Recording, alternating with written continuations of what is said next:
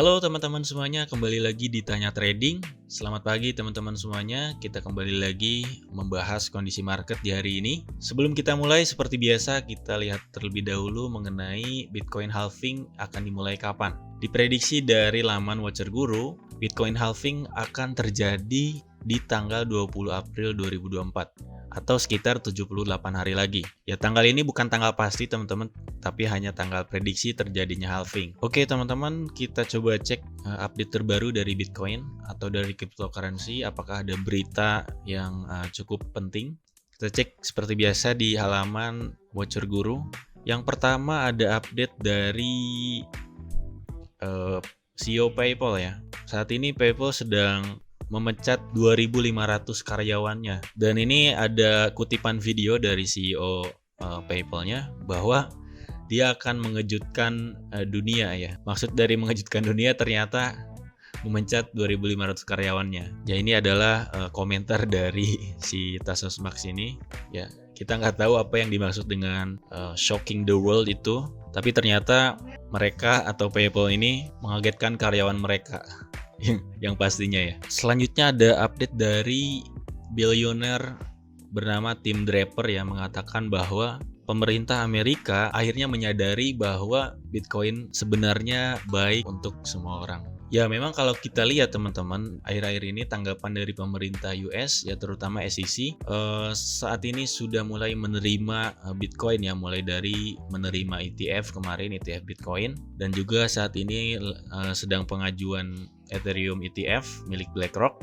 Kemarin sempat ditunda ya, SEC minta waktu untuk meneliti lebih lanjut terkait Ethereum ETF spot ini. Selanjutnya ada update dari Rusia. Rusia mengatakan akan membuang dolar untuk penyelesaian perdagangan adalah prioritas utama di tahun 2024 ini, teman-teman. Ya, ini tentunya akan mempengaruhi nilai dolar ya. Dengan tidaknya negara-negara besar menggunakan dolar untuk perdagangan mereka, tentunya ini akan menyebabkan terjadinya pelemahan dolar. Tentunya ini menjadi peringatan yang sangat serius untuk USD ya teman-teman, bahwa jika ini terjadi, dolar akan terjadi pelemahannya, karena dedolarisasi itu sangat mempengaruhi valuasi dari dolar itu sendiri. Coba kita lihat pergerakan price movement dari BTC teman-teman. Di chart daily masih terjadi kenaikan ya. Kalau kita lihat di sini, kalau kita lihat harga sedang menuju ke target berikutnya ya, untuk Fibonacci retracement di sekitar harga 44.400 ya. Jadi target berikutnya adalah 44.400. Kalau kita lihat di time frame yang lebih kecil, apakah terjadi perubahan tren?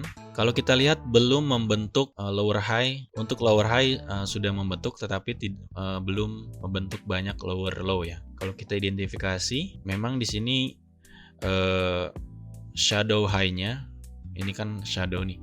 Shadow high-nya lebih rendah ya kalau kita lihat. Juga low-nya membentuk lower low juga, teman-teman. Tetapi kalau kita lihat dari sebelumnya, low di sini itu masih lebih tinggi, teman-teman ya. Low yang di sini itu masih lebih tinggi dari low yang sebelumnya. Jadi ini masih dikatakan sebagai tren kenaikan atau bullish. Ya, belum terjadi penurunan sama sekali. Jadi ini hanya koreksi sementara. Kalau kita menggunakan trendline juga ya belum terjadi perubahan tren yang cukup confirm ya. Kemarin juga harga sempat high-nya adalah di 43.800 ya, hampir mendekati ke level 44.000. Namun saat ini dia koreksi terlebih dahulu untuk harga BTC-nya. Kita lihat pergerakan dari gold teman-teman. Untuk XAUUSD ya, XAUUSD berhasil break resistance ya. Kalau kita lihat, ini yang saya tandai warna merah. Ini merupakan resistance yang cukup kuat teman-teman ya, karena terjadi beberapa harga menyentuh level ini, namun berhasil membalik ya. Di sini juga terjadi break, tetapi dia malah balik lagi ke bawah teman-teman ya, ke bawah resistance-nya. Nah, ini artinya dia level ini artinya masih cukup kuat teman-teman sebagai level resistance. Kenapa harga gold kok terlihat tertahan ya? Secara teknikal memang ada resisten di sana. Namun kalau kita lihat secara fundamentalnya, ini sepertinya sedang menunggu, pasar itu sedang menunggu FOMC dan juga NFP ya.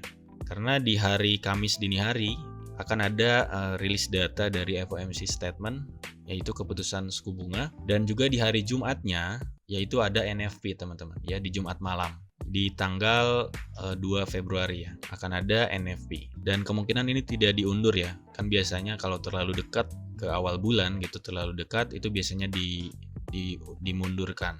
Kalau kita lihat di Trading Economics juga ada datanya ya, bahwa akan ada rilis di hari Kamis dan Jumat. Untuk NFP itu seperti biasa ya, selalu jam 8.30. Dan untuk FOMC ada sedikit kemunduran jam ya. Biasanya itu rilis press conference-nya itu selalu di jam 1.30. Ini waktu Indonesia Barat ya, waktu Jakarta. Dan saat ini menjadi 2.30. Nah ini jamnya dimundurkan teman-teman. Kemarin saya kira belum setting UTC 7 ya. Ternyata sudah jam UTC 7 zona waktunya. Berarti memang terjadi kemunduran waktu untuk Fed rate decision untuk kali ini. Kembali lagi ke chart XAUUSD. Kalau kita lihat peluang untuk saat ini ya masih kemungkinan belum ada indikasi terjadi reversal pembalikan tren ya. Memang di sini membentuk bearish engulfing yang cukup serius ya, karena candle merahnya cukup panjang. Tetapi belum, kalau kita lihat di sini seperti membentuk head and shoulder ya teman-teman. Kalau kita menggunakan garis misalnya ya, ini seperti membentuk head and shoulder. Maka kalau kita menggunakan pattern head and shoulder, kemungkinan yang terjadi akan seperti ini untuk chartnya. Ya, prediksi kedepannya akan lanjut turun terlebih dahulu, koneksi. Ya, apakah dia akan menembus trendline berwarna orange ini, berwarna kuning ini? Jadi ada kemungkinan koreksi ke level trendline teman-teman ya. Ini kita delete terlebih dahulu. Jadi seperti ini untuk peluang dari XAUUSD ya teman-teman. Akan ada koreksi terlebih dahulu ke area trendline ya, karena sepertinya memang harga juga tidak kuat naik ya. Kalau kita lihat di sini juga di pagi hari ini harga benar-benar diam. Bahkan semua market teman-teman ya, semua market cenderung sangat sepi. Ya memang sepertinya ini market sedang menunggu keputusan FOMC dini hari nanti ya. Jadi di besok hari, di dini hari nanti akan ada rilis data yaitu FOMC.